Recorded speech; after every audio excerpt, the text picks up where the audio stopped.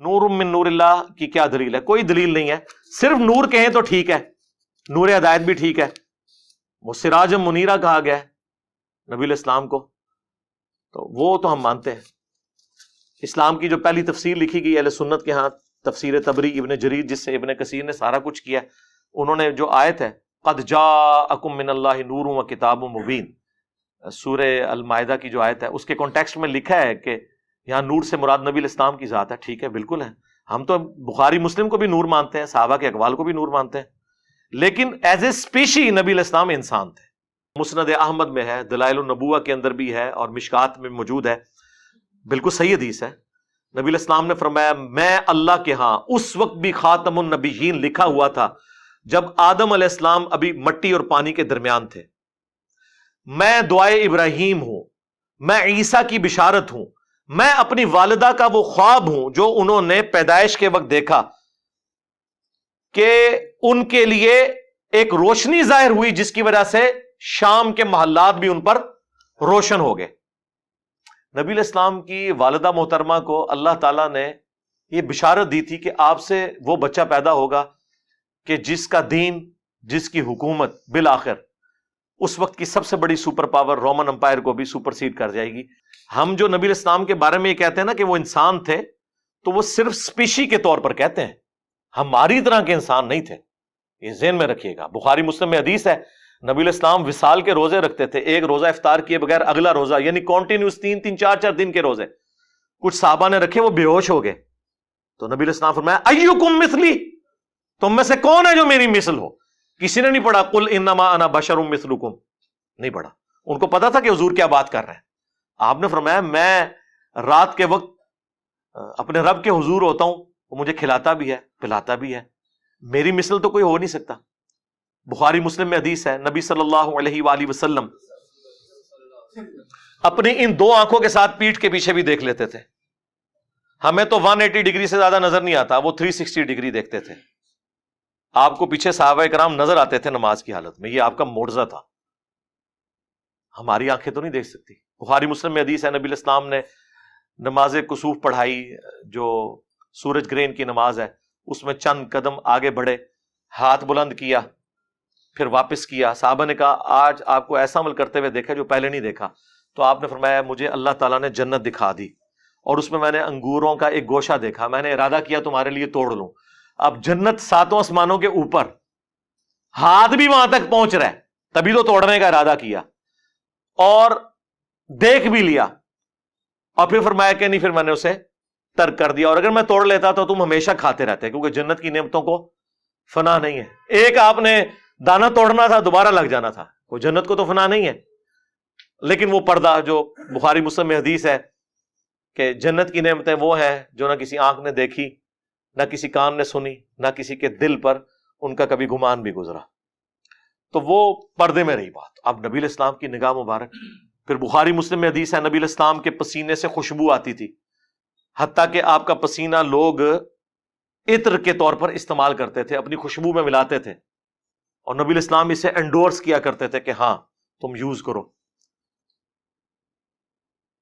صحیح بخاری اور مسلم میں حدیث موجود ہے نبی الاسلام کا جو وضو کا بچا ہوا پانی، جب صحابہ کرام آپ ایک بڑے تھال میں وضو کرتے تھے نا، تو وہ تھال ضائع نہیں کیا جاتا تھا.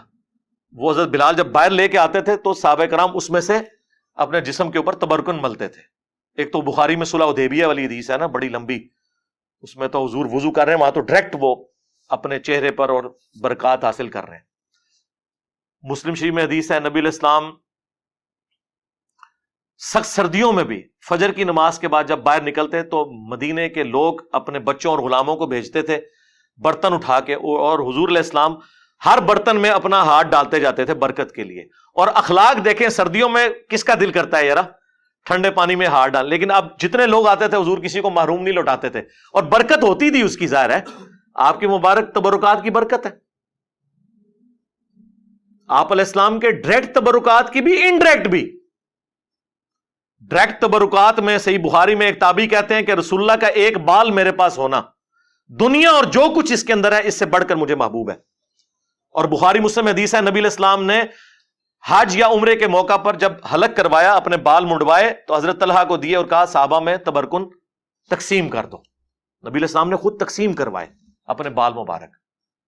حتیٰ کہ صحیح بخاری میں آتا ہے ام سلمہ ہماری جو ماں ہے سلام اللہ علیہا، انہوں نے رسول اللہ کے چند بال ایک ڈبیا سے نکالے اور کہا کہ یہ نبی علیہ السلام کے بال ہیں، ہمارے محلے میں جب کوئی بیمار ہوتا ہے تو ہم اس کا دھون اسے دیتے ہیں، وہ برتن بھیج دیتا ہے تو وہ شفا کے طور پر استعمال کرتے ہیں. یہ صحیح بخاری میں ہے. صحیح مسلم میں اسما بنت ابی بکر نے رسول اللہ کا کرتا نکالا کالے کلر کا کسروانی تیالسی جبہ جس پہ گوٹ بھی لگی ہوئی تھی، اور کہا کہ یہ نبی علیہ السلام پہنتے تھے، اور یہ سیدہ عائشہ کے پاس تھا اور ان کی وفات کے وقت میں نے ان سے لے لیا، وہ بڑی بہن تھی ان کی، اور ہم اس کا دھون مریضوں کو شفا کے لیے پلاتے ہیں. اب یہ کرتا تو انڈائریکٹ تبرک ہے، چلے بال تو آپ کہہ سکتے ہیں جسم کا حصہ ہے، اب کرتا تو جسم کا حصہ نہیں ہے لیکن اس میں بھی تبرکات ہے. لیکن اس کی بنیاد پہ یہ آج کل کے بزرگ پیر حضرات اور کہتے ہیں یہ عبد القادر جیلانی کا بال ہے. یار حضرت ابو بکر عمر عثمان و علی کے بال کدھر ہیں؟ انہوں نے تو تبرکن کوئی جاری نہیں کیے. اور یہاں 2014 کے دھرنے میں ڈاکٹر طلب قادری صاحب اپنا پسینہ پونچھ کے ٹیشو پیپر تبرکن دے رہے تھے اور پلی یہاں سے لیتے ہیں. الیاس قادری صاحب کتنا عرصہ اپنے منہ سے نکلی ہوئی ہڈیاں اور یہ باقی چیزیں لوگوں کو تبرکن تقسیم کرتے ہیں اور پلی یہاں سے لیتے ہیں. پھر جب ہم یہ کہتے ہیں کہ تم لوگوں نے یعنی عزتیں رسول اللہ کے نام پر اویل کی ہیں، لیکن پھر ڈاکہ مارا ہے ان کی عزت کے اوپر کہ تم نے وہ سارے پروٹوکول اویل کیے ہیں. کیا خلفائے راشدین بھی یہی کچھ کرتے تھے نبی علیہ السلام کی احادیث کی بنیاد کے اوپر؟ انس بن مالک کہتے ہیں میں نے آج تک، بخاری مسلم کے الفاظ ہیں، کوئی ریشم اور دباچ ایسی نہیں چھوئی کہ جو رسول اللہ کے ہاتھ سے زیادہ نرم ہو. اور آپ علیہ السلام کے ہاتھ کی خوشبو ایسی تھی گویا کوئی عطردان جو ہے وہ اپنی وہ صندوقچی کھولے تو اس میں سے وہ ساری ہوا اور فضا بنتی ہے. نبی علیہ السلام کے مبارک ہاتھوں سے ایسی خوشبو آتی تھی. مطلب یہ نہیں کہ آپ کی زندگی کو پیروں والی تھی تو اس لیے ہاتھ نرم تھے اتنے، نہیں، آپ نے تو بڑی ٹف لائف گزاری ہے. صحیح بخاری میں آتا ہے نبی علیہ السلام نے بھیڑ بکریاں بچپن میں چرائی ہیں. یہ اللہ نے معجزہ دیا تھا کہ آپ کے ہاتھ مبارک بہت نرم تھے. تو ہاتھ مبارک ہوں، آنکھیں ہوں، کان مبارک ہوں، تھوک مبارک کے تو کتنے معجزات ہیں بخاری مسلم میں کہ آپ نے لعاب دان ڈالا ہے کسی کھانے میں تو 10 کا کھانا جو ہے وہ 300 کو کفایت کر گیا. ٹھیک ہے. بخاری مسلم میں غزوہ حنین کے موقع پر بس ایک مٹھی بھری ہے زمین سے کنکریوں کی، 12,000 کا لشکر بھاگ گیا نبی علیہ السلام کے ساتھ جو تھا، صرف 80 بندے آپ کے ساتھ رہ گئے، اور آپ آگے بڑھ کر کہہ رہے ہیں انا النبی لا کذب انا ابن عبد المطلب، میں نبی ہوں اس میں کوئی شک نہیں، میں عبد المطلب کا بیٹا ہوں. اور پھر آپ نے یوں جب مٹھی ان کی طرف پھینکی تو ساروں کی آنکھوں میں جا کے وہ کنکریاں پڑی اور وہ اندھے ہو گئے اور مسلمانوں کو اللہ نے فتح دے دی. تو اس طرح کے معجزات. پھر بخاری مسلم میں حدیث ہے نبی علیہ السلام صلح حدیبیہ کے موقع پر جب پانی نہیں تھا، ایک برتن میں تھوڑا سا پانی جمع کیا صحابہ نے، آپ نے اپنی مبارک انگلیاں اس میں ڈالی. صحابہ کہتے ہیں پانی کے چشمے جاری ہوئے. جابر بن عبداللہ سے وہ تابعی پوچھتے ہیں آپ لوگ کتنے تھے؟ انہوں نے کہا ہم 1500 تھے. 1,00,000 بھی ہوتے تو پانی زیادہ تھا. 1500 نے پانی پیا، سٹور کیا، جانوروں کو پلایا. تب بھی وہ ایک کولے میں جو نبی علیہ السلام نے مبارک ہاتھ رکھا تھا نا، وہ پانی ختم نہیں ہو رہا تھا. وہ پتہ نہیں اللہ نے کیا اس کے ساتھ چین جوڑ دی. مسلم شریف میں حدیث ہے کہ حضرت عمر فاروق رضی اللہ تعالیٰ عنہ نے ایک سفر کے دوران حضور سے کہا کہ کھانے پینے کو کچھ نہیں ہے تو ہم کچھ جمع کرتے ہیں، آپ برکت کی دعا فرمائیں. تو ایک برتن لا کے رکھا گیا، آپ نے اپنا ہاتھ رکھا. اچھا یہ ذہن میں رکھیے گا، یہ کریشن ایکس نہیلو کبھی نہیں ہوئی ہے. جب بھی ہوا ہے نا تو یہ کہ کھانا تھا اس میں لعاب ڈالا، برتن تھا پانی والا اس میں ہاتھ ڈالا. زیرو سے کبھی سٹارٹ نہیں ہوا. یہ اللہ کی کوالٹی ہے. ہاں عدم ما سے وجود. چیزوں میں برکت وہ اللہ تعالیٰ مخلوق کے ذریعے کرواتا ہے.